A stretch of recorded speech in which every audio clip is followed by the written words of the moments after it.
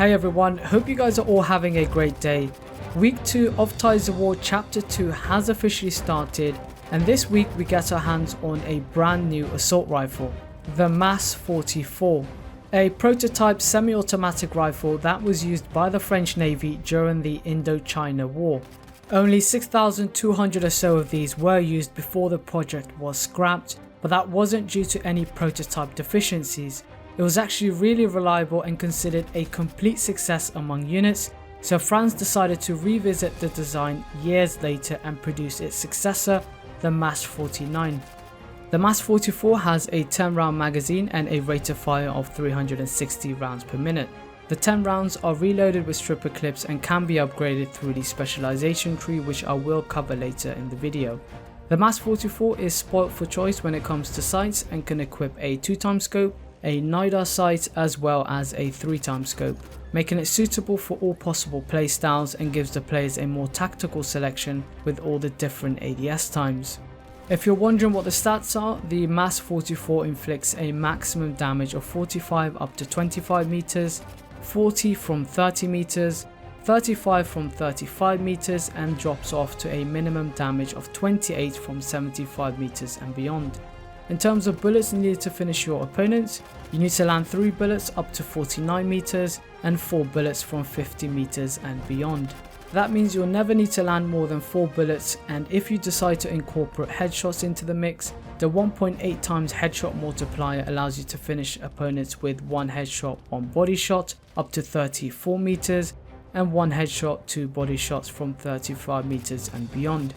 These damage stats are very similar to the Turner SMLE and only differ between 25 to 49 meters, where the Turner has a sharper damage drop off, but both eventually merge back into the same damage model at about 49 meters.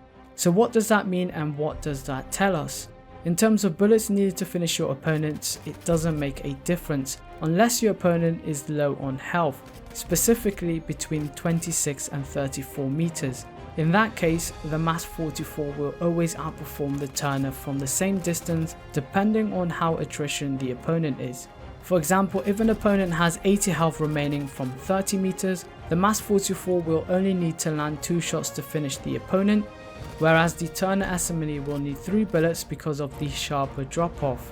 To be even more specific, the MAS-44 has a 1 headshot 1 body shot advantage of 5 meters over the Turner between 30 to 35 meters. The MAS-44 has an initial vertical recoil of 0.8, the vertical recoil is 0.08 and the horizontal recoil is 0. That gives it the 4th lowest recoil in the entire assault class, which isn't so bad considering it's a high damage weapon. Only the less powerful semi-autos have better recoil, which makes sense for balancing purposes. Yet it doesn't prevent you from being highly accurate, as you can still land those headshots without much difficulty. You can also further reduce the vertical recoil through the specialization tree, but the rankings stay unchanged once all the others get their upgrade as well. The time it takes to reload the MAS-44 with stripper clips when empty is 3.6 seconds and can last much longer due to there being many possible combinations. That gives it the slowest reload speed compared to others, however the difference between the fastest and slowest reload speed is only 0.35 milliseconds, so it's not that much of a difference or noticeable. The MAS-44 has a bullet velocity of 820, which gives it the highest bullet velocity in the entire game, including snipers. That's 120 more than the Krag, Turner and the Kar 98, and we haven't even upgraded the velocity yet. This makes the MAS-44 highly effective at long range and allows you to somewhat lazy opponents from across the map without having to lead your shot much, making it perfect for taking out running opponents. So in terms of raw TTK, how good is the MAS-44 compared to the other DMRs?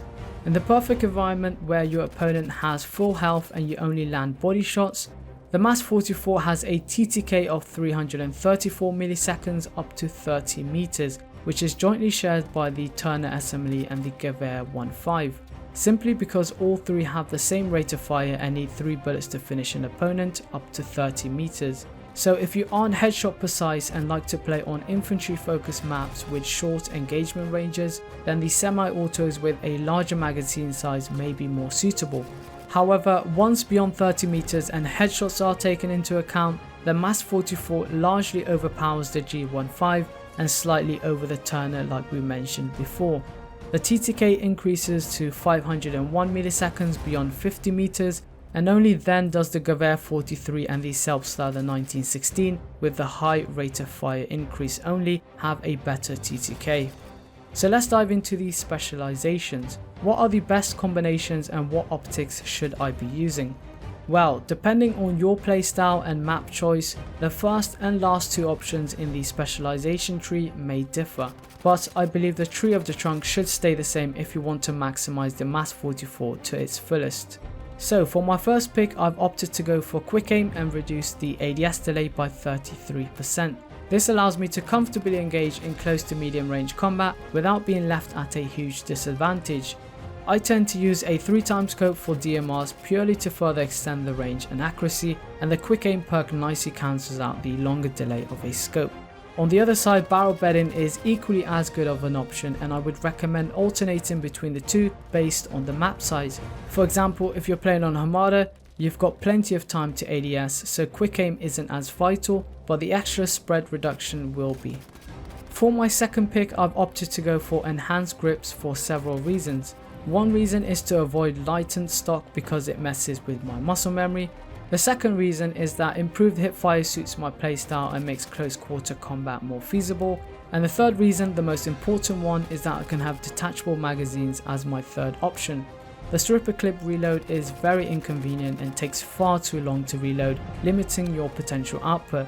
So the detachable magazines is a must-have in my opinion, and you get the one extra bullet as a bonus. And for my final pick, I've opted to go for recoil buffer.